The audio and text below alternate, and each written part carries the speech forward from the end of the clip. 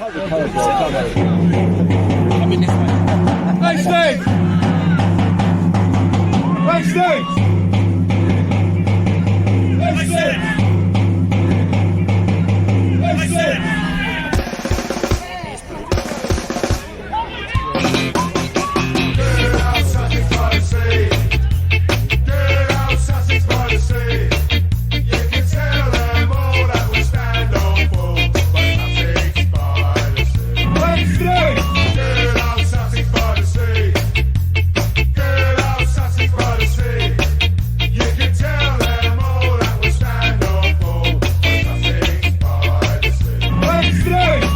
Hello and a very warm welcome to episode 84 of the Sussex by the Sea podcast. A podcast that now covers local football in this great town of ours, as well as keeping up with all the frills and spills, highs and lows of my team, Hastings United.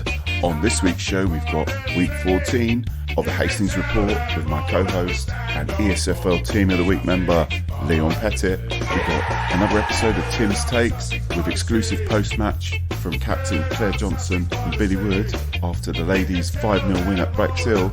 And then finally, we've got the SBTS Fan Roundtable. Enjoy, grassroots football fans. And over to the birthday shout-outs.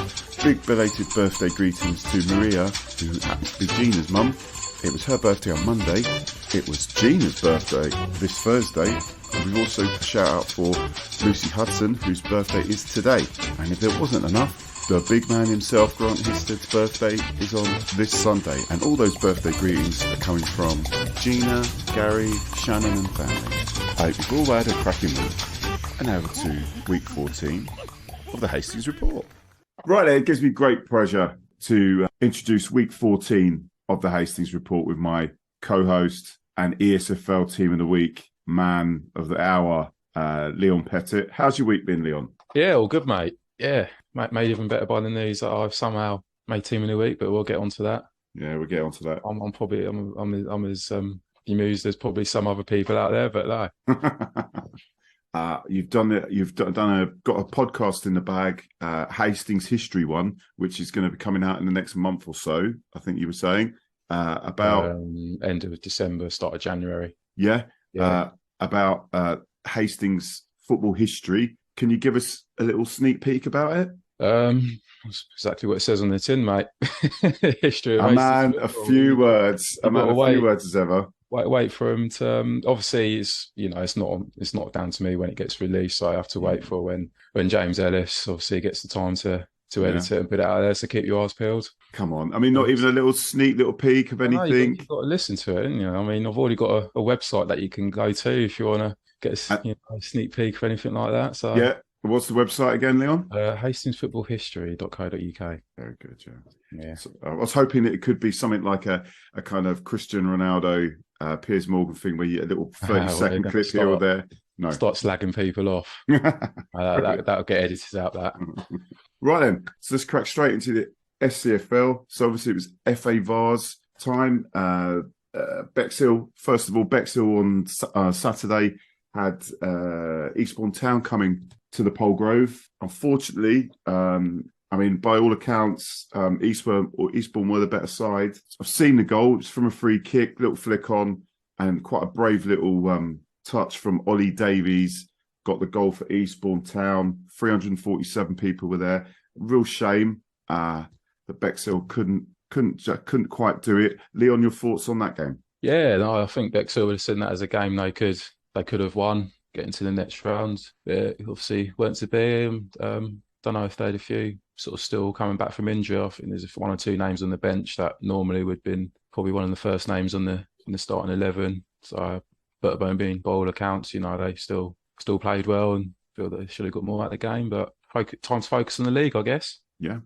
So also Little Common were in Vars. In the Vars Trophy, and they were playing Wallingford and Crowmarsh, and they travelled to Wallingford and Crowmarsh and stuffed them 4-1. A game that was over at half time with the perfect start from Sam Crutwell, scored in the 26th second of the game, which is always handy. Got bagged 2 goals, Jamie Bunn and Lewis Hull getting the others for the Common. Great win for Little Common there. Yeah, off to a flying start. And that's the ideal start to go, away from home, 2 up within 10 minutes. So it makes it for you'd imagine a more comfortable afternoon.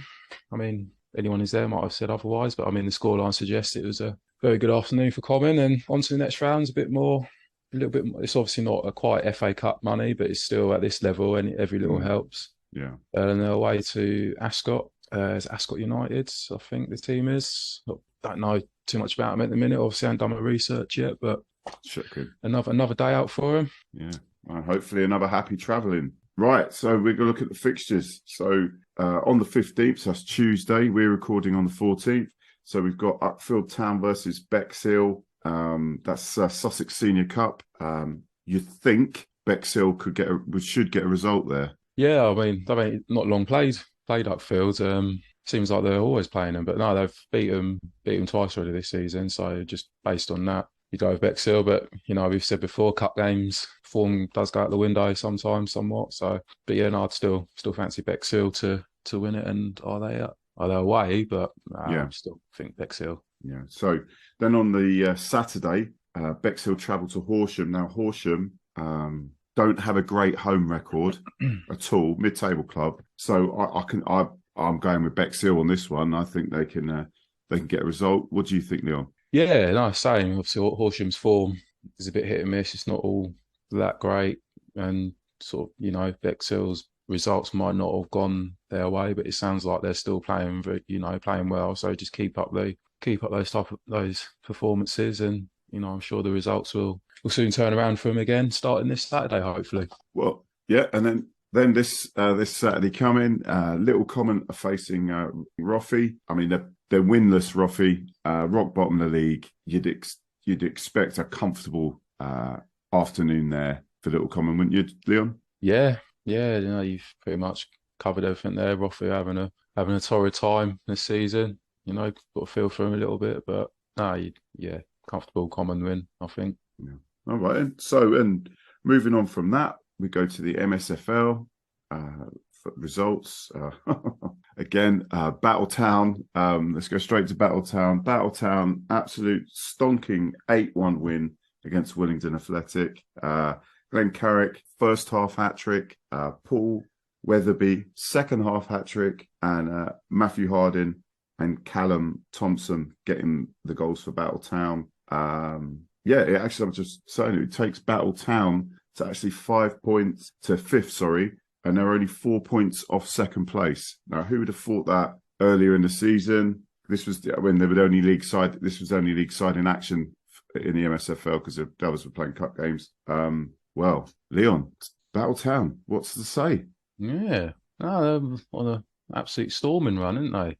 Mm. And I like how going by the stats here on the website, they might not be entirely correct, but it looks like Glenn Carrick scored a hat-trick and gets taken off after half hour. He's had his contribution. Thank you very much. And his replacement gets the second half hat-trick. Oh, wow. So, it's been that. Well, I mentioned the first and second half hat-trick. I didn't know that he'd got. I mean, well, that's it. That you've done your stuff. Yeah, just based on it's not always entirely correct, but it says Glenn Carrick subbed off 35 minutes, Paul Weatherby on 35 minutes. So unless the midfield service on this day was on the plate for him in that position. Yeah. Yeah, good day all round. Yeah. Right. Well, yeah. Well done, Battletown. I mean, come on. Well done. I mean, it's incredible stuff. So the other MSFL sides were playing in Sussex Intermediate Challenge Cup action. So we go straight to a game we expected to be tough for Henfield, and it was Henfield 0, Hollington 14. Hollington didn't show any mercy. 5 from Dan Tewkesbury, 2 from Charlie Cornford, a hat-trick from Danny Ellis, 2 from Paul Rogers, a goal for Zach McHenry and Dan Rogers. I mean, Hollington are just a steamroller, aren't they, this season? I heard it was a really close game, mate. Well, yeah, that's what Henfield did say that.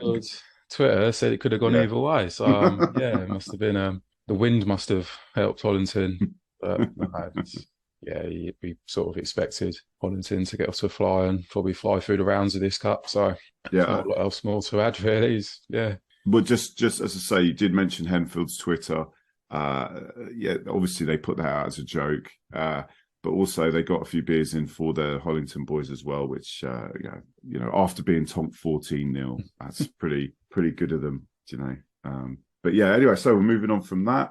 Obviously still in the Challenge Cup action.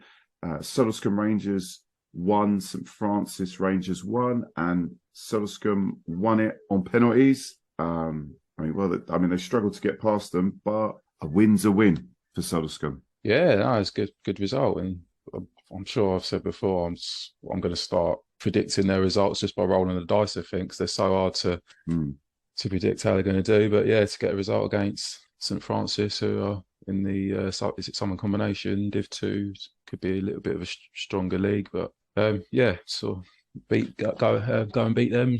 Yeah, well done, Suddlescombe. Yeah, and then the final cup game, it was Westfield against Southwater. Comfortable win for Westfield. 2 second-half goals, George Landace and Josh Pickering. Comfortable afternoon for Westfield by the looks of things, and obviously they're through to the next round. Any thoughts on that, Liam? No, really got nothing more to add, really. No, good win for Westfield. So bring on the next round for the boys who maybe made it through. So then we're looking at the MSFL fixtures. So Cookfield are entertaining Hollington. I mean, third place Cookfield. I mean, Hollington are the champions elect now. I'll say it. They're the champions elect. I mean, could this possibly be a banana skin for Hollington, or do you think Hollington are winning again? I really can't see Hollington slipping up here. Just going through Cookfield's results here, there's nothing in particular standing out that I couldn't, maybe pick up their defensive record or scoring records, but no, just... So maybe get some voodoo, some white exactly. or black magic or something. Yeah. But no, I think we're all expecting a Hollington win there. Yeah. So our next game is Battletown travel to Holland Sports. Can Holland Sports make it 3 wins on the bounce? Or is Battletown going to carry on this ridiculously good run? What do you think, Leon? I mean, I think you'd say battle win. Like their forms, it's like win at the minute. But obviously Holland have sort of picked up their form slightly, so might make for an interesting game. Yeah. Obviously Battle got to travel up there. It's a bit of a trek into Surrey for them. But no, just the way Battle have looked lately, you'd expect them to come away winners there. And then we've got Suddlescombe Rangers versus Linfield. Linfield come to Oakland. They're in second place, full of goals. Could Suddlescombe create an upset at all, do you think? Or is this Linfield's game? If Suddlescombe could cause an upset the way their results are going, but just based on the table, the stats here, you'd have to say Linfield, really. Okay, and just the last game in the MSFL for this Saturday, Westfield versus Balcombe. I mean, this is a big game for Westfield against 4th place Balcombe. I mean, Westfield, do you think they've still got promotion aspirations? I mean, they really kind of need to win this one, don't they? Yeah, no, if they want to, like you say, if they want to finish in a promotion place, then this is sort of game they've got to be getting a result from. It's looking quite tight there, really. Sort of, second down to 6th, 7th, even really. Those teams all look quite close, like they're playing records and that. But yeah, no, it's a big game for Westfield. So if they want to push on, this is a must-win game for them. Yeah, true. Right then, so let's move on to the ESFL Prem. We have got Hawkhurst 0, Bexhill Town 3, Jay Edwards, Alefu Peterson and Tommy Whelan with the goals for Bexhill Town. Bexhill Town are now 6 points clear at the top. Another side running away with it. Then we move on to Rockinore 2, Westfield Reserves 1. Unfortunately, Rockinore ain't got their goals up. I've checked everywhere, so apologies. This is that time of recording. But Westfield's goal was from Kieran Martin. I mean, it's a surprising result, though, really. I mean, a much-needed win for Rockinore. Yeah, I wouldn't say Bexhill have run away with it yet. They've got Rye got 2 games in hand over them, so it might be between Bexhill and Rye for that top spot. Punnets Town are looking stronger and stronger every week. So yeah. Well, we'll put a bit of money on it, Leon. We'll talk some money off camera. St Leonard Social 1, Robertsbridge United 2. Guy Ballard got 2 for Robertsbridge and Anthony Atkins got 1 for St Leonard Social. I mean, it was a massive game at the wrong end of the table, and bottom club Robertsbridge get those 3 precious points. I mean, it's a big win for Robertsbridge, that was. So Sussex Intermediate Challenge Cup, we've got Rye Town 4, Punnets Town 5. I mean, that's 2 defeats in a row for Rye Town, which was unheard of earlier in the season. Punnets Town scorers, Casey Ham with a hat-trick, Craig Norman, Alexander Burton. For Rye Town, Sam Hesmer with 2 and Jordan Osborne with 2. Looked like a very entertaining game, that one. Any comments? Just move on. Initial thought was it's a surprising result, but Punnets Town have picked up some very good results as of late, and it sounds like one hell of a game to have been a spectator at. But I would have thought Rye would have wanted to have possibly make get a bit of a run in this competition, but obviously went to be. And yeah, good luck to Punnets in the next round. Crowhurst against Waterfield was a home win.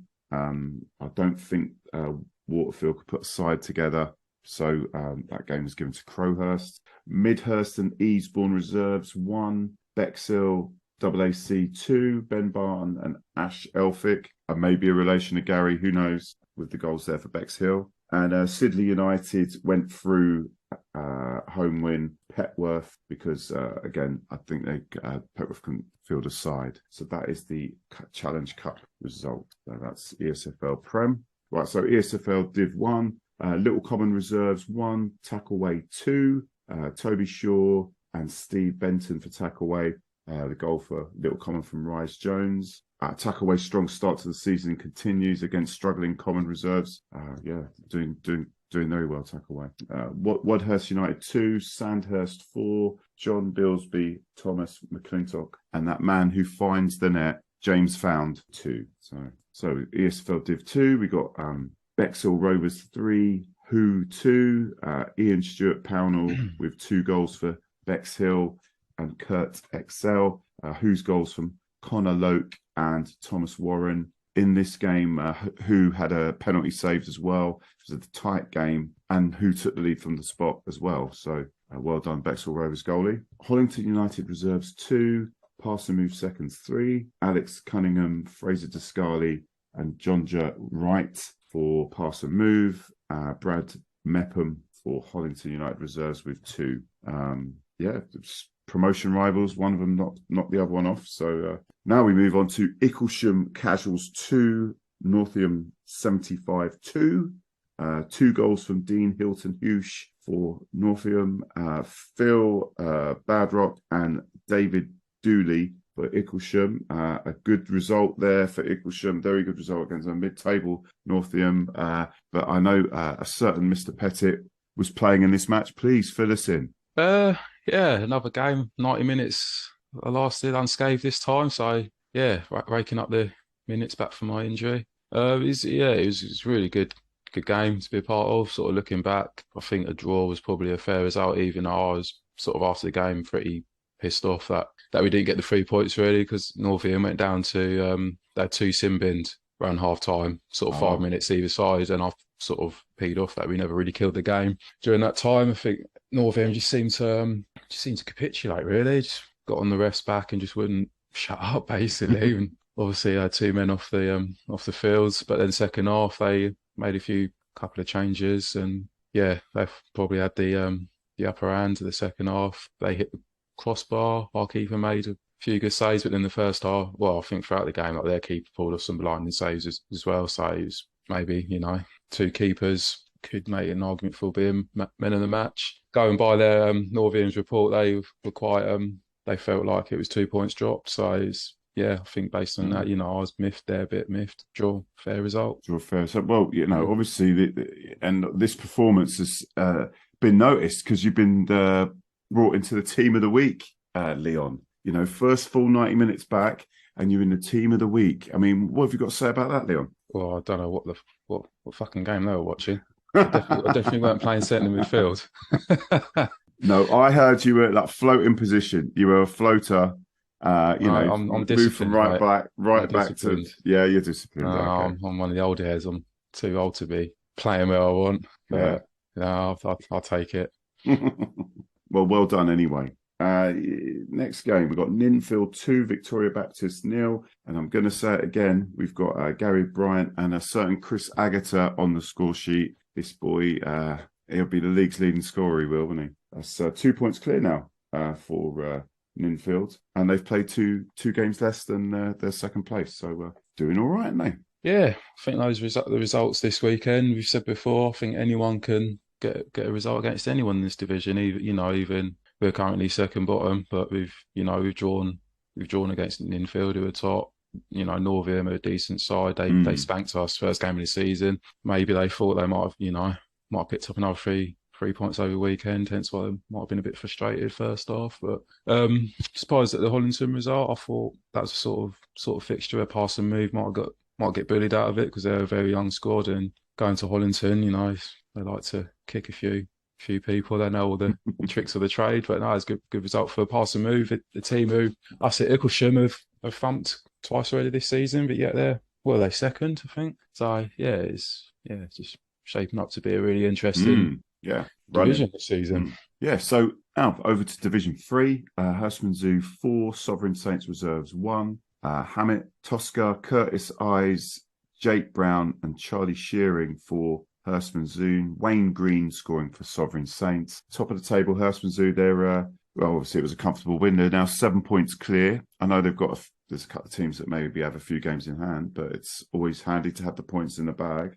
Mountfield United 1, Orrington 4. Orrington won this in the second half. It was 1-1 at half time. Scott Brunton, Ewan Homewood and Tristan Hintz 2 for Orrington. So a strong second half display there. And that's Division 3 because we've got the FA Lower Divisions Cup that kicks over now.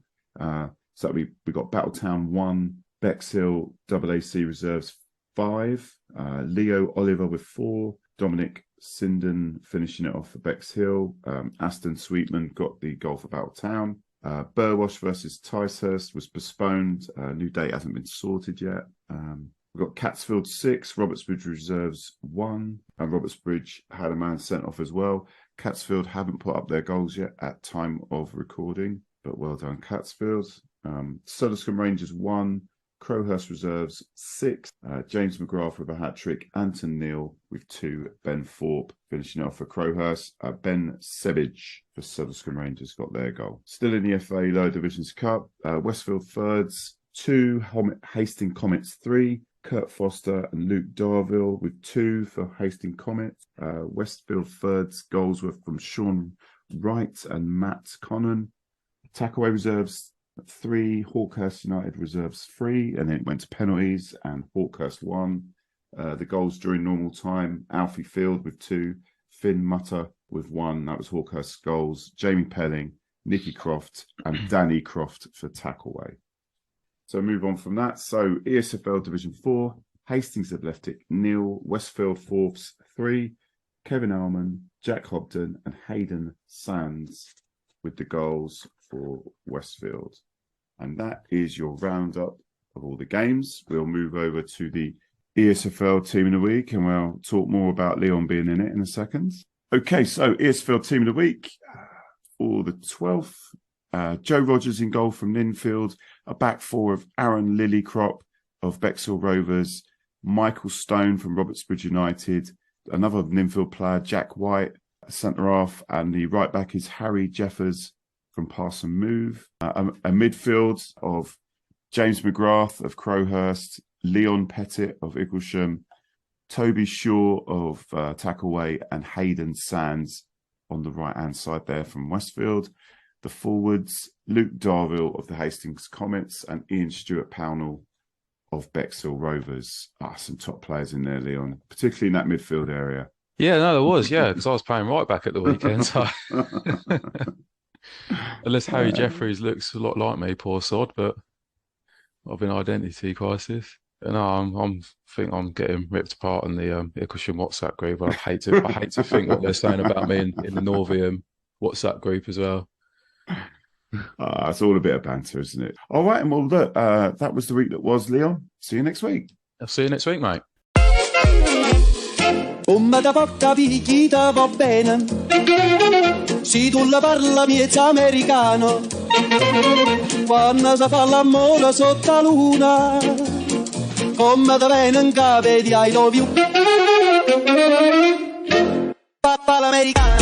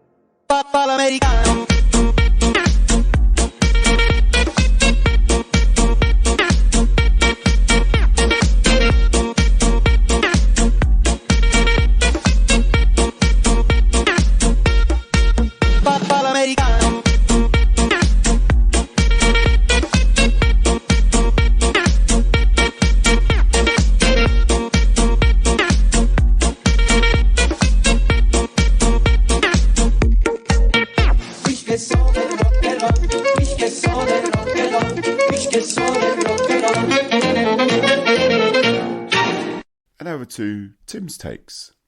Hastings United ladies team were back in action in league action on Sunday afternoon when we had a local derby with Bexhill United. The game was played at the Bexhill College all-weather pitch. Hastings United won 5-0. Bexhill competed very well. Their goalkeeper had a great game, making lots of good saves, and their two centre-halves played very impressively. Hastings were 1-0 up at half-time. We scored just before the interval, so it was a close first half. Bexhill made it difficult for us on a cramped pitch. They didn't offer too much up front and hardly anything in the second half, where nearly all the play was with Hastings, and we added four more goals to make it a 5-0 win. Sian Heather got a deflected goal, Charlotte Gurr got two, Brooke Nicholson-Rogan got one, and Beth Crease headed in a goal from a fine cross from Charlotte Gurr. We used all our subs in the game. Holly Carter came on, Brooke Nicholson-Rogan was a sub, Nia Staton and Tommy Mason. We had a young goalkeeper playing, 16-year-old Asha Moody making her debut, Lucy Apps not being available, and Bexhill made it so awkward for us we had to change our shape, because I think when we started off we were playing just Lauren Sharp, Rosie Muggeridge and Vix Phillips in a sort of back three, but we moved Jess Bellew back into a back four, and they worked really hard, Bexhill, to stop it being a heavy defeat. The result means that we're still level on points with Ashford, the only two teams in the league with a 100% record. We're about 9 goals behind Ashford on goal difference, but if we get 4 points or 6 points off them. That's not going to come into play. So completed a good weekend. It was a great atmosphere at the Pilot Field on Saturday when we played Haringey Borough, who brought down a very vocal bunch of supporters, so it made it for an entertaining afternoon. Really enjoyed Joe GBODE'S. Every time he's on the ball, he looks trouble for the opposition side. I think he's going to be quite a talent just as a 17-year-old. So completed a good weekend for Hastings United with 2 wins. Thanks. 5-0 win in the end, Claire. Bexhill made it very tough for us today, I thought. How did you see the game? Yeah, I definitely agree. I think with the first half only being 1-0 up, I think we weren't expecting the pressure that they brought to us today. All of their players got right in behind us all, making it very hard for us to turn, and we always like to be playing in behind. They made that very difficult for us today, so we had to change our game plan a little bit. But second half, we managed to adapt, change a little bit of our tactics, and obviously got another 4 goals, made a big difference. We had a debut player today, our goalkeeper. Yeah. Was it young Asher? Is it Asher? Yeah, Asher. Yeah. She didn't have anything to do in the second half because, as you say, Bexhill already packed their defence. But nice to see her get through the game with a clean sheet. Yeah, agreed massively. The first half, she had a few saves to make, which is brilliant. Decision making, sometimes whether to be coming off of her line, she made really good decisions. And she's a very young player, so excellent for her to have this experience, and great potential for her to keep developing with us. Claire, in a couple of interviews I've done, I've always asked the girls how they started playing. Where did you start, first of all? I started for my local team called Wickford Town back when I was about 9 years old, and then managed to kind of get into the county sides, and managed to make my way through a few of the kind of centre of excellences. I went to West Ham, Charlton, Colchester Academy. So yeah, and then from there kind of moved a bit southways and went to Brighton, and now I'm here. Good to see you here, Hastings. 3 points today.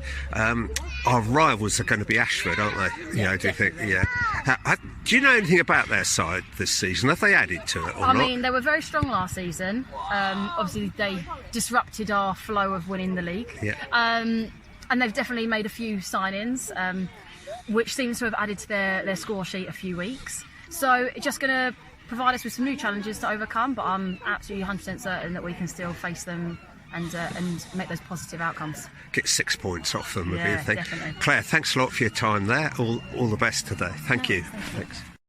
5-0 win today, Billy. Yep. How did you see the match in the end? Obviously, I saw the last 35 minutes or so standing out of the ground. I still feel it was a very harsh sending off for me, but it is what it is. I think as a team, the girls dealt with the chaos, which is the most important thing.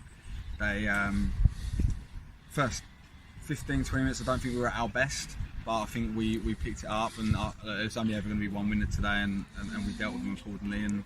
And today we get 3 points. We move on to next week. Yeah, I was quite impressed with the way Bexhill defended. But it was good to see our goalkeeper making her debut, Asher. Asher Moody, and she had a bit to do in the first half. Second half, it was all Hastings, really, wasn't it? Yeah. I just think Bexhill came with a plan to try and defend and not concede. And look, respect to them for that, for having a plan, and they came with it, and they done well first half. But as soon as we kind of got that first goal, I never thought it was in doubt anyway. I just felt that maybe our shape wasn't right to start with. We went back to something we're a bit more familiar with. Dispatched them on a very small pitch. It's tight, no space in behind. But got goals, and we win 5-0 and we move on. Successful weekend, great win yesterday. Big another win 3 yesterday, points. Yeah, big win yesterday. 5 points. 3 points yesterday. 3 points today. 5 goals today. Yeah, I'm happy. I'm not happy with. Look, I'm not going to knock the refereeing because I don't think the refereeing was bad today at all. I think it was spot on, but just a little bit unsure if he needed to get his cards out today. Yeah. I think I'd agree with that, Billy. Yeah. Thank you. Thanks a lot. What? Who can move? Start a party. We need to start a party. Start a party. We need to start a party. Now let me see the cuckoo move.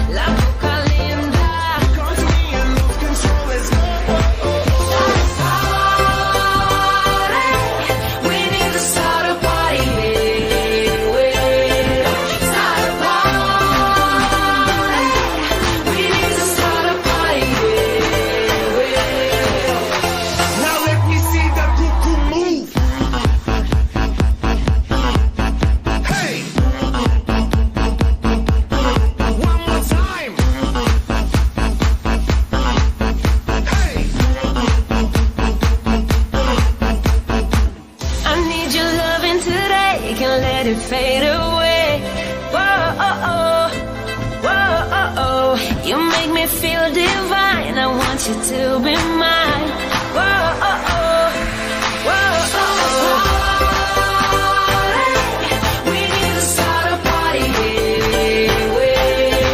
Start a party. We need to start a party. Now, I don't care where you're from. I don't care where you are.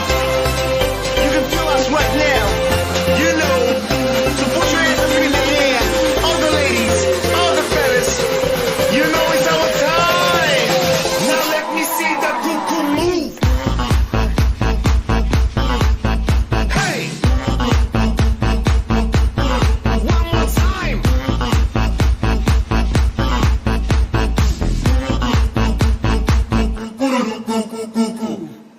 And now over to the SBTS fan roundtable, and many thanks to Ian, Big Malk, Windy, Adam Smithy, and George for making it happen.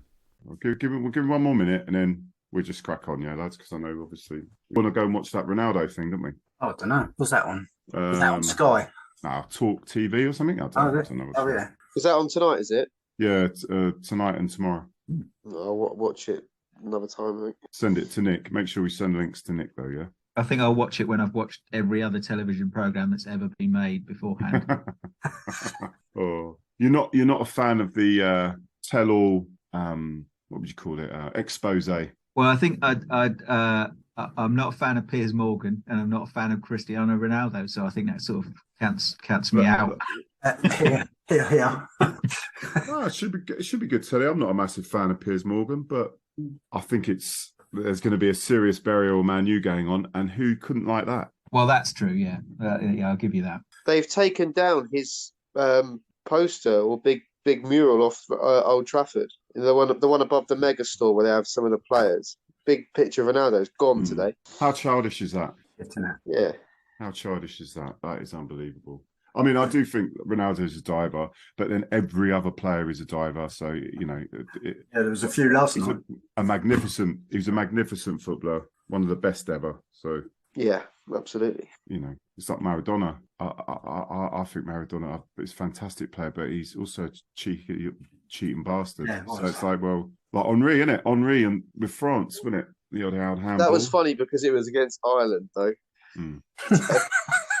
They were like, "Oh, we're going to go to a World Cup." I can't even do an Irish accent. It's a good one. It was all right. What was that? That was great. I want to hear that again. Go on. I can't do an Irish accent. Come on now. Come on now, we're going to go to a World Cup. I can't do it. I can't do an Irish accent. And they were all excited with their, leprechaun hats and little bits of pots of gold. And then it was taken away from them. It was really funny. So said Paddy Gasson. Yeah. Excellent, mate. Let's start then. Okay, right. Gives me great pleasure. Episode 84. 84, blimey, of the Hastings United Sussex by the Sea fan roundtable. Well, what a week. And I'm joined by the wonderful George, Ian and Windy John. We're hopefully going to be visited by Big Malk and Johnny, he has no hair, Wills. Hopefully at some point soon, but and also Smithy. Yes, he's going to be a latecomer. I haven't heard that from Sam, but we'll just leave it there. Oh dear. It's what has been a fantastic week for Hastings United. Unfortunately, I couldn't make the second game, but I was definitely at the first game. But before any of that, how are you all, chaps? Yeah, fine, mate. Right, apart from gutted that I missed the Saturday game. But some people are quite pleased because when I miss games, they play really well. So stop coming to games. I did. I was there last night. I enjoyed that one. Well, before we get onto that one, first we've got to talk about Haringey. Haringey were a team very much in form. Some of us a little bit of trepidation. They were coming along. We thought this is going to be a struggle, and I think we did smack their bottoms 4-1 with some absolutely ridiculously good goals in there. a wonderful game, a fantastic second half performance in a game that I thought the way it was going, we were not going to have that luck. That luck had deserted us for quite a few games. It was going to carry on, but it didn't, and we came back into the game. Who wants to start on that? Ian or George? Who wants to start on that? The great 4-1 win. Sorry, Chris, I couldn't hear that over the Haringey fans who are really loud there during the podcast. Unbelievable fan. It was great to see Haringey bring a couple of thousand down to the pilot field. Wall of noise there. Yeah. All very polite, not swearing at all. It was wonderful. Really enjoyed that. Great from them. And obviously it worked, didn't it? Because they went 1-0 up. So well done. It was good. Really good second half performance. A lot has been said about us maybe going down to the Carl Warren second half and what that might do. And where we're in the Elphinstone Road end, Steve Smith, we do feel quite far away from the action. I think the noise, it's easier to create some noise in that shed because it echoes around. But being close to the pitch in the second half, it felt like it was making a difference, to be honest. And it felt like perhaps if you're at the other end, we'd have got one. We might have just only got one goal. It felt like with us down there, once we got one, it looked like we were going to get more, didn't it? It really felt like we weren't going to just score one goal. And we were all over him. It was just constant, wasn't it? Constant in that second half. And I think we scored all four in about 15 minutes. Yeah. So, yeah, absolute onslaught, really. No, it's very a beautiful thing. Ian? Yeah, I mean, I thought the crowd made a big difference in the second half, and it was that weird incident with the linesman and Craig Stone, just as the free kick was being lined up, that led to the equaliser. And it was sort of before that, you couldn't really. We were kind of knocking on the door, but you couldn't really see the door opening. And it was like everybody got so irate in that, and it sort of changed the whole mood of the game somehow. And it kind of all seemed to stem from that, really. So it's just a sort of odd example of how officials being twats can sometimes act in your favour. I mean, I thought we couldn't be bothered to change ends when they turned the play around in the first half, so we were actually quite near the Haringey fans in the first half, and they were making a good old racket, and they had a good kind of punk classics of the 1970s kind of repertoire. And it was, it was all quite good fun, fair play to them, and it did make for a good atmosphere in the ground generally, I thought. But yeah, it was a strange game because as I say, we kind of felt like we were just going to get edged out until it all kind of kicked off, and then from that point on, they couldn't deal with us at all. But it was sort of like we needed something to get us going, and the linesman provided it. It was their goal was offside as well, so he did have a great afternoon. My learned colleague Jeff is convinced that their goal was offside, and he was kind of in line. What happened with the linesman? I wasn't there, so what happened? Yeah, explain it, Ian. So Craig Stone was on the side of the pitch having a chat with Gary Elphick. Didn't leave the pitch, but was kind of on the touchline and was returning back onto the pitch, or returning back into play, kind of thing, to join the free kick. The linesman spotted him coming back and waved attention to the referee and everything, who then insisted that he had to leave the pitch because he'd gone off injured. Yeah. So he hadn't at any point left the pitch. This is a very long explanation of quite a tedious thing, but I'll keep going. He hadn't at any point left the pitch, but the linesman thought he had. Okay. So at that point, there was a lot of swearing involved. And then we scored. We scored from that. And we scored. So then we kind of lined up the free kick, and it was deflected sort of into a great big goalmouth scramble, which was great fun. I thought it was a very soft penalty, but it was great fun. And at that point, after that, they kind of lost control of the game. They had control of the game before that, but they didn't after that. So interesting. So the Linos said that Stone was on the pitch when he shouldn't have been. Yeah, basically, yeah. And that's why we had to retake the free kick. Yeah, I mean, I think we had to retake the free kick because the referee was off talking to the linesman when we took it, so that's fair enough, because he presumably hadn't blown his whistle. I thought he had blown his whistle, hadn't he? I don't think he had. Oh, I don't know. We'll have to check John Will's VAR for that. Yeah. John Will's VAR, and obviously Big Malk, who's just late coming. Big Malk's just he can provide some insight. Give us I can add to that. Do you want me to add to that? Yes, please, sir. Yeah, They threw the spray onto him, and they also took a step on and sprayed him on the pitch. So although he hadn't left the field of play, you can't have treatment. You have to either leave the field of play or you have to stop the game for him to come on and do treatment. Okay. Craig did neither, and the linesman picked up on that. The referee blew the whistle to stop to bring it to his attention that nothing more. He needs to book Craig for either not leaving the field or re-entering the field of play without his permission. He blew the whistle to do that, which Sam Hassler thought it was blowing the whistle to take a free kick. And it wasn't. He was blowing it to say, do not take the free kick, basically. So that's... Did you smack his bum when he got home? Well, how many times does that happen? You sort of go over the edge and, you stick your leg out and say, spray that for me. And, you got an over-eager lino that's going, no, that can't take place. You're not allowed to do that anymore. A bit sad.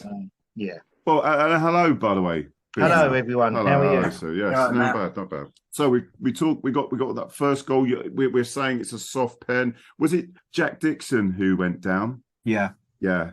Do you think maybe he milked it slightly? I mean, I felt there was some possibility of contact. I couldn't possibly say because he's much harder than I am. There's some great quotes coming out tonight. Stick your leg out and hope someone's praised on it. I think it was easy because the referee was always going to give something like that, wasn't he? After disallowing, after blowing the whistle and getting confusion and actually causing the confusion itself. And a great goal like that, it was in the bottom corner straight from a free kick. I bet he thought, I've actually got to disallow this now. And I thought the ball would actually go into the box and he would give a foul from the corner or something like that. He was always going to give it. He was going to even it up somehow. He definitely did, didn't he? Yeah, and he did. Yeah. And then, so obviously up steps Super Sam, who'd come on the pitch and puts it away with aplomb, as we all expect when Super Sam comes on. Made a big difference, Sammy Adams. Saturday, I thought. Huge, changed the game. Really changed the game. Him and Hull come on, I think, at the same time, didn't they? And Hull offered us something different as well on the right. But yeah, Sam making runs, pulling players all over the place. Seems to be really enjoying that number 10 role. Seems to have a lot of freedom. Made a huge difference, and he just has so much energy. Yeah, he does. He's just such a calm head as well. What can you say about Super Sam? He's just marvellous. He is. He is. Right, and then we move on from Super Sam scoring a goal to Joe Gbode getting two. And blimey, I mean, he does like a bit of a worldie, doesn't he? I mean, that was a fantastic goal, wasn't it? That one he came in off the left and woof. Yeah, I've seen that. That's pretty impressive. Must have been great to actually be there to see it, especially if he's behind that goal. Well, it looked like one of their subs come over and actually not celebrated with him, but like congratulated him afterwards. He might be someone he knows. Yeah. And it was just like, what a goal. I mean, that boy likes a celebration, doesn't he? Yeah, Jesus Christ. Yeah, it was great. And then go on, sorry, George.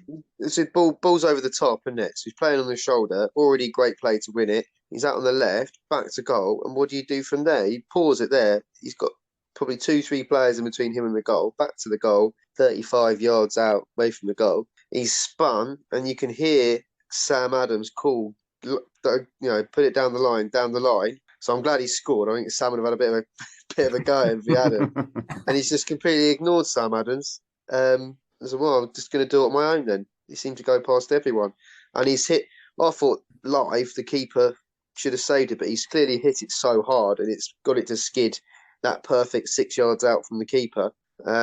He's just hit the ball so hard. What a goal. Yeah, what an impact that boy has for this team. It's amazing, isn't it? So strong, isn't he? Yeah, I mean, it's the strength as much as anything, I think. You get players at this level who could score, but they're never getting in that position from where he started off with his back to goal, kind of surrounded by defenders. They just, no player at this level is going to get from there to scoring. It was a cracking goal. I know. I mean, we all went. Well, I mean, there was delirious scenes behind the goal, wasn't there? It was ridiculous. It was the third goal, wasn't it? Was that the third goal? That was the third goal. Yeah, the second one was his penalty. So what happened with that penalty? Was that a foul? He got well pulled down. He anticipated some contact in the box. Yeah, it wasn't a very clever challenge, to be honest. I mean, he didn't really need to make it. It was just after we'd scored the first penalty, wasn't it? It seemed to be a couple of minutes later, and we were all over him. And I think they just panicked. They really had just panicked, and they didn't know how to deal with Joe. With players running all over the place, they got to deal with James Hall, Sammy Adams running, and they didn't know what to do. And it's just a silly challenge, and it's just the ref. They gave the ref a decision to make, one of those really. I thought the first one was more of a pen actually than the second one. But hey ho. Hey ho. What's your thoughts on it, Malk? On Joe GBODE? Yeah, he's a good player. He's strong, and it was a great goal, I must admit. And it's just hope it continues, really. And the pen? You thought it was a pen, Malk? Nah. No, I wouldn't have given it. I must admit, it was a bit soft when it went down, but that's what they do nowadays. I think I put on Facebook that John Wills called last week, didn't he, saying that Hastings need a bit of luck. And I think just a couple of little times on Saturday, reading between the lines, that's what happened a bit. But it's good, isn't it? Yeah. Well, yeah. I mean, I think that. Go on, sorry. I think that's right, but I also think we were really resilient before those bits of luck. And we're playing quite a good team who are obviously confident. They're really well organised. They know what they're doing. And actually, apart from the goal, we didn't really give them much of a sniff. I mean, we didn't have a lot going on ourselves, but we kept it within reach in a way that I think a sort of weaker, less resilient team wouldn't. And then at that point, you've got a chance of getting back into it when you do get those kind of strokes of luck or bits of things running for you. Yeah, I think we said at the beginning of the season that a lot of these teams at this level are going to be clever. They've been in and around for a long time. They know what it's about to play at this level, and we seem to be learning fast now. So it's to be resilient and keep going. And, just keep your game plan and just keep working, and it will come. Yeah. And obviously the fourth goal, Chinadu come on again. Brilliant goal. Bags a goal. I mean, how many has he got now? Has he got three or four now? I've got it here. But it was a brilliant team goal, wasn't it? And Absolutely. the fact that we'd cut them apart so much that if he hadn't have got a touch on it, we had another player coming in as well. Yeah, brilliant. So if you think of football like that as a game of chess, we had their sort of king surrounded. Really, we had all those opportunities. We had two players basically on their line ready to tap it in with them nowhere near, and that's fantastic football. That's a credit to coaching staff really for setting that up. Yeah, he's got Finn's got 3 goals. Has he? Yeah, 3 goals. Yeah. Yeah, that's good. Well, we were worried about goals, weren't we, for a while? And obviously with Ben Pope seems to be. I mean, I don't know. I don't want to be controversial here. He seems to be struggling a little bit, and hopefully he's going to get it back some point soon. I mean, he scored I don't think he's his best when he's not that kind of low front man, just fighting his fights kind of thing. When you've got somebody in front of him and he's dropping a little bit deeper and he's not kind of kicking lumps out of centre backs or whatever. I don't think he's quite his best. But that said, we'll get on to last night. And I thought, Adam, turn your mic off. Can you hear me? Yeah. Where are you? You outside or something? I've just got in the car. Right. Yeah. Like a seance or something. Yeah. This isn't dogging, is it? You can be if you want it to be. It's not that glamorous. No, it's not. Someone's wet. Oh dear. Right. Well, the edit function. I mean, what do you think, lads? I mean, he has got goals this season, but it just seems to be 80%. I mean, I know this is jumping a bit to last night's game, but I've seen it in a few other games. He looks like he's carrying a little bit of knock or something. I don't know. He's not putting it about quite as much as he was. I don't know whether there's something there in the back of his mind that he's just taking it a bit easier. Well, he's not been well. No, yeah, there was that as well, wasn't there? Yeah, he's not been well, and for him, his game is high energy, isn't it? Yeah. He's not a Berbatov. He is a high energy centre forward. I thought he had a cracking game last night in terms of what we needed. Yeah. And sort of doing his popey stuff and a little bit extra popey stuff towards the end as well, upsetting a few of their players. And found out that they weren't up for it at any, in any way, shape or form. And Ben exposes that, doesn't he? If the team's not up for it, he always is. And he really exposed I them. thought it was a proper sort of Diego Costa kind of half hour kind of thing. Yeah, just kind of going. Does anybody fancy a bit of this? And none of their young players are going to have come up against somebody like that, really. And they didn't fancy it at all. Nah. I was talking to Kev Westbrook at half time, and he said, "Trouble is, but we've given him too much respect." And then Ben comes, he sorts that one out. Yeah. Right. Well, so we're cracking into Crawley now, then, right? So, first of all, lads, I wasn't there. You lot were. Tell us. Obviously, it was 0-0. Went to penalties. What's the story of the game? First thing, 7:30 was their first thing. Yeah, kicked off. That was rolling back the years a bit. Yeah, that was good fun. I think in the first half, it was mostly them. I think that's fair. About 70-30 them. Yeah.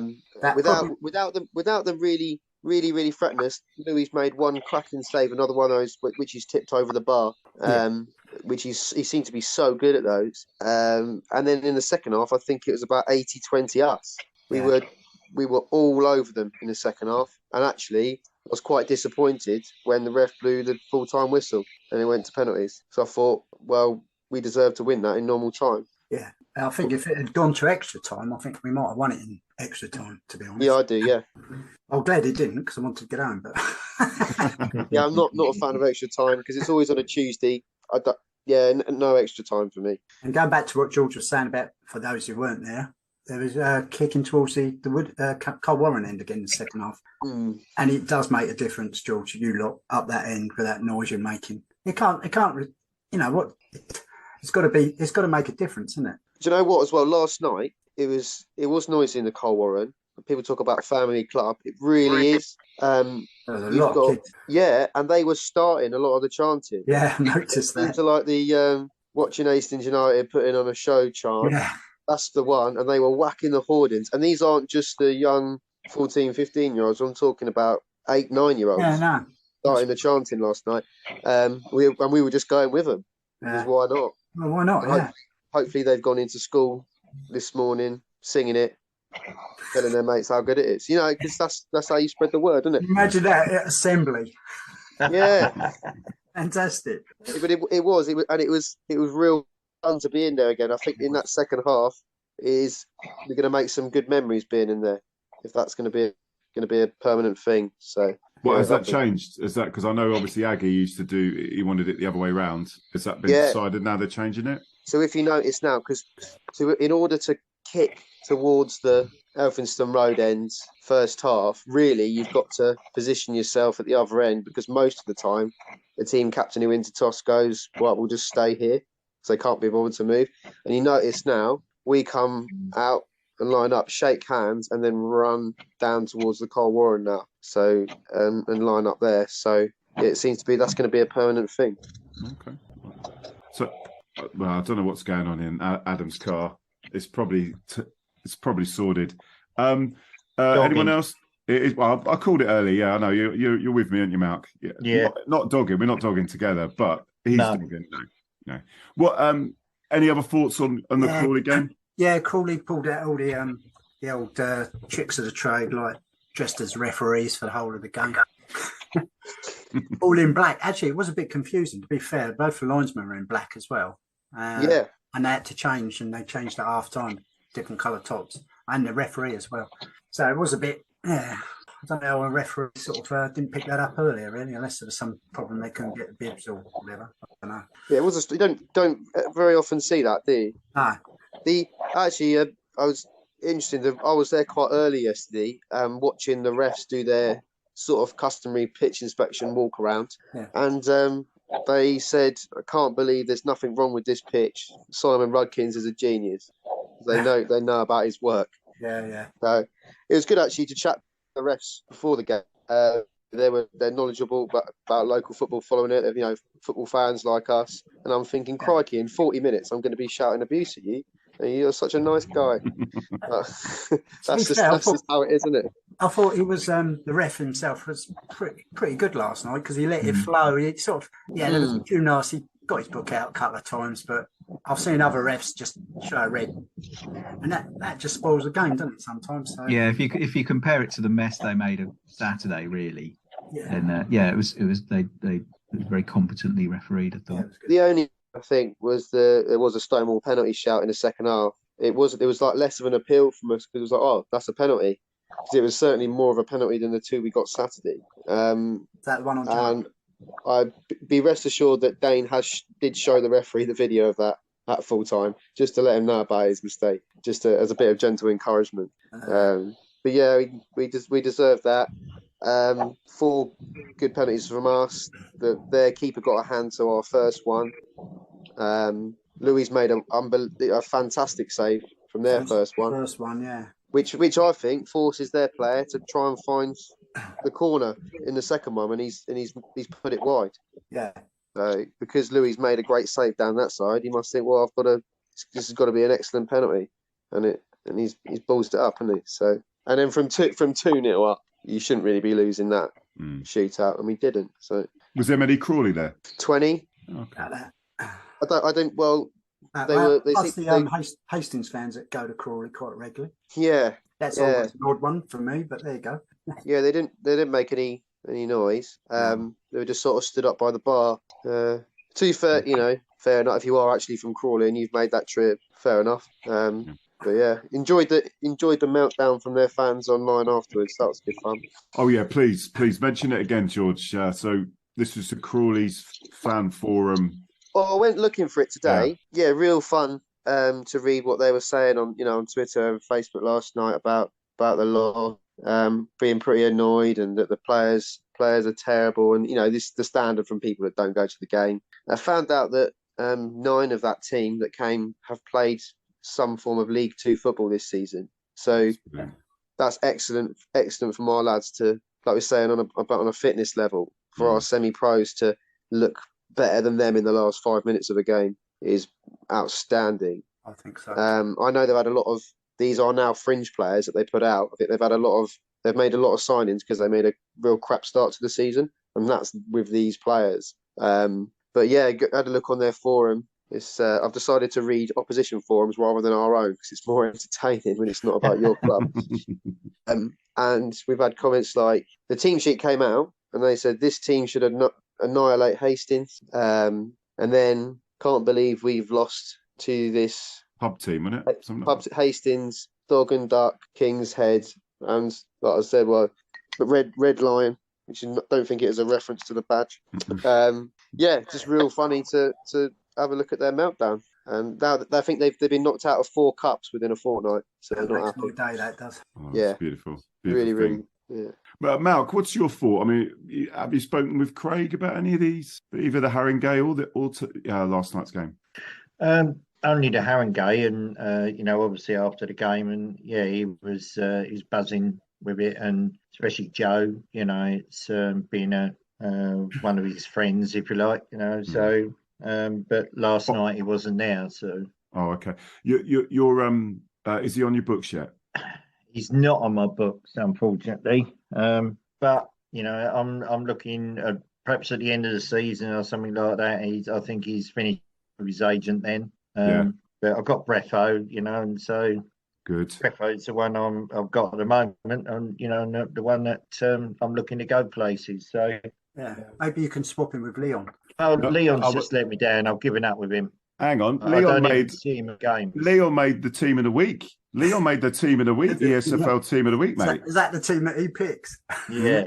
There might have been a bit of funny business, but no, I was did this week's review, and yeah, he's in the team, playing the wrong position, but good for him, good lad. But yeah, sorry, Matt, please. No, it's all right. You just went on to Leon, and I'll just get too depressed when we mention his name. He's not returning my calls, nothing. I don't even see him at a weekend. He don't even come to the games because he's frightened of bumping into me. And, he's running we're talking fees now. I don't do this work for this job for nothing. And that's probably why he's trying to avoid me. Wow, Leon's not here to answer, so. He's never anywhere, mate. Now, with Craig, was he just resting last night? Because No, he's injured, mate. It's not long term or. I would say so. He would tell you no. But his ankles. No, that's a bit awkward, isn't it? Swollen right up. He's done ankle ligaments there. He's already playing on one foot anyway because he's done his quad on his right foot. So if you notice, he's hardly been kicking with his right foot at all. He felt a bit better towards the end of the game or this week and thought, well, I'll give it a bit of a go. And then he come down and landed on that ankle and it twisted. So he actually said he felt he heard a snap. But he thought he'd broke his ankle, but obviously then he hadn't. But then it's black and blue. Really? Oh, that's not good. Well, having said that, Jake stepped in last night, and I thought he was brilliant. He was playing mid defence last night. I thought he played really well. Yeah, alongside Breffo. Or Really, I mean, they probably would have used Ollie, but he played the night before, didn't he? Ollie Black for the under. Yeah. So did Norrie. Yeah, so did Norrie. Though. That's very true. Yeah, he scored Monday.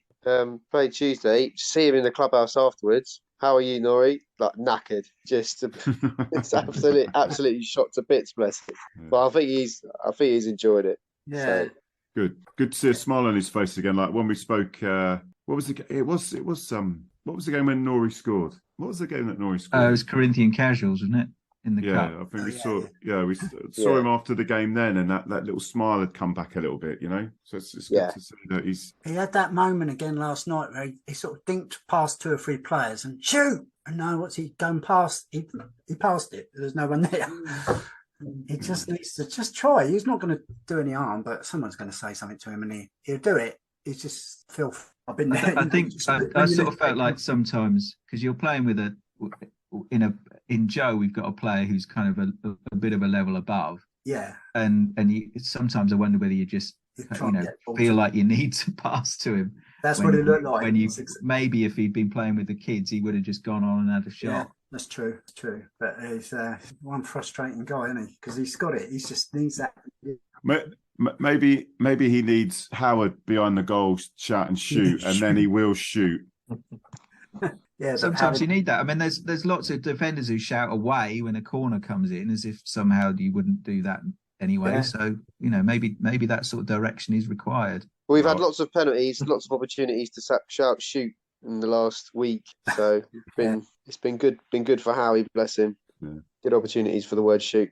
That's great. The other little worrying thing yesterday, Sammy seemed to take a knock. I don't know how serious it was, but he did go off. That's when Ben came on. Just after half time, and it looked like he was holding his groin. So I hope that's not what it was. Yeah, I can't see him playing Saturday. No, after that, he sort of limped off a bit. So that's what the squad's for. Yeah, trouble is when you get to Sammy's age, you might be running around a lot on the pitch, but it's hard to recover, isn't it? It's crossed. We'll see, won't we? He always proves us wrong anyway. So you can't. Ryan Worrell. Yeah. Been playing in the middle of the park, getting a lot of game time, and we're at a point where we couldn't really before afford to lose anyone in the middle of the park. Now Ryan's in there playing really well, and obviously he scored the winning penalty as well last night, so really good for him. And I was told he'd missed his previous 2, including that one at Faversham, if you remember, Chris. Oh, bloody hell! I think was mentioned to him more than once last night. So really good for him to get that winning penalty. He had a really good game too, didn't he, last night? Yeah, it's tough again. In the middle of the park against a professional outfit. Yeah, requires a high level of fitness. Yeah. He's on fire at the moment, isn't he? He's come back on form and he's just on fire. Just at the right time because we are picking up a few little injuries, aren't we? And you need them back. So yeah. Who's on fire? Ryan Worrell. Yeah. Worrell. Yeah. He certainly is. He's playing very well. He's almost back to full fitness now, I think. So yes. Yeah, just on the missed penalty thing, I can say this because we won, but I thought Joe's missed penalty was tremendous. In that if you can manage to get it off the bar and sort of halfway to the halfway line, I think that's if you're going to miss a penalty, that's how to miss a penalty. Yeah. I was chatting to him afterwards about it, and when he's stepping up to take his penalties, I can just hear my dad in my head screaming 5 steps, 5 paces, take a proper run up like he'd shout at us at under 10. And but for him, he doesn't need a run up because he's got massive legs. He doesn't need a step. A bit like Jimmy Floyd Hasselbank used to take free kicks hardly running up to the ball. He gets so much power on it, and that was demonstrated by how far it pinged off the bar. And he doesn't seem to have knocked his confidence. He knows that he can take good penalties. He said, "I'm still on penalties at the weekends." You know, he'll put the next 10 in. It's great to see George, did he say how long his loan's going to be, or is it just a thing of he could go back any week? I hear it's 28 days. Okay. And then that might be it. I think because he is destined for higher leagues. Oh, absolutely. Yeah, even if that's a loan at national, isn't it? So yeah, so we've got quite a lot of games to enjoy watching in this 28 days, and it gives us some time to do what we need to do to get. It's a 1 month. It's a 1 month loan that can be extended, but it's any time callback. Yeah. So the possibility it can be extended. I mean, would he be agreeable to extending it? Well, it's him agreeable, Gillingham agreeable, and Hastings, because it is a weird scenario with loans, and there, you know, you're allowed 4, and you know, complete season, and S1 is a season loan, and it's quite strange. And the fact we've had Bailey, although he was only 1 game, that counts as 1 loan. Yeah. Joe was a loan before, you know, so it gets quite confusing. You can only have 4 loanees in any one season, and I don't really know how that would work with Joe extending it, and that's whether it will count as the 4th one or the 5th one or whatever it is. You know, is it a month or 28 days, Matt? I heard it was a month, but then I don't know. You know, they might call a month 28 days. I don't. Yeah.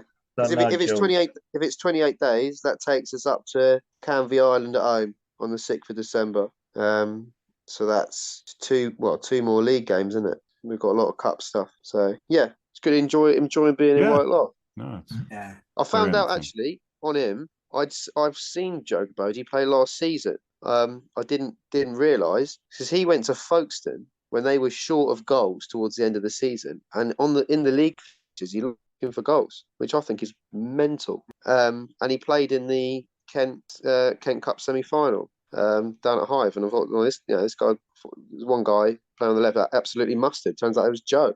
But yeah, they didn't play him in the league. They left him on the bench. They wanted to keep with the players that they knew. Classic Neil Cugley. But you know, which is obviously served Neil Cugley well for a long time. But just think it's mad that talent was sat on their bench when they needed goals to get in the playoffs. But we used them pretty well. Right then, we need to call Smithy out of purgatory. Smithy, Mr. Twitter, Hastings Twitter, what's your thoughts on the Crawley game? He's gone to sleep. He's gone to sleep, isn't he? He's not in the middle of something, are you? That's why he's gone to sleep. Right, and his lights. Smithy, a twat. Come on, where are you? Right, don't worry about him then. Right, okay. Right, well, so Chippenham in the vase. Trophy. Yeah, FA Trophy. Sorry. Well, first of all, are we winning? And what sort of side do you think we're putting out? Probably be more about what they're going to be on the FA Cup following week, aren't they? Because they're still in it. I can't remember who they got though. They beat Lincoln, didn't they, in the last round? Which says a lot, really. Well, I hope they're distracted.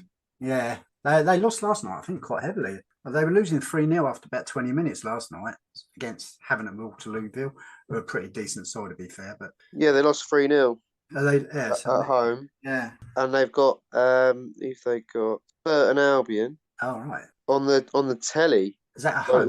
Because it's kicking off on a Sunday. I do wonder if that means it's on the telly. Yeah, probably is. Away the following week. Okay. Yeah. So I reckon we'll win it. Yeah.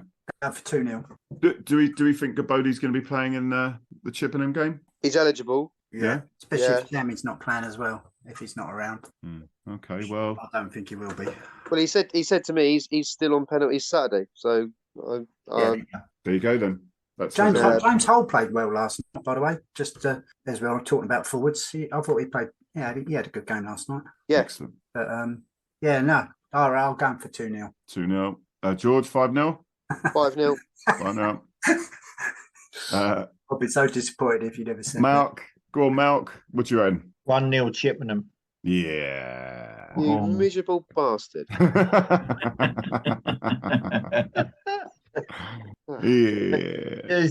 You're all too confident. I had to bring you down a bit. Yeah. It's Craig all won't this be, will he?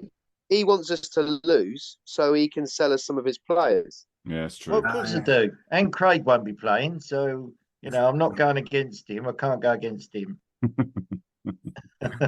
Ian, what do you reckon, mate? No comment. Oh. I'm not doing it. I'm not doing it. You're not doing it. It'll end in tears. It will. All right. Doing it. No, I reckon score 2-1. I'll ask Smithy. Is he doing other things? 2-1, 2-0. To Hastings. Oh, okay. Yeah, at home advantage, mate. Home advantage. Okay. Smithy, no, he's not there. Right. So quickly, moving on from that, we're going to talk about the fan forum. Just quickly, 24th of November. I was hoping that Adam was going to talk about this as well, but he's clearly fell asleep in the car. We've got Darren Burney, Billy Wood, players, hopefully some of the management staff as well are going to be there at some point. But it's important stuff talking about what potentially is going to be happening with the stadium, things like that. But just saying, anyone there, you can ask any questions. What time is it, Chris? Do you know? It's, so I think the doors open at 7.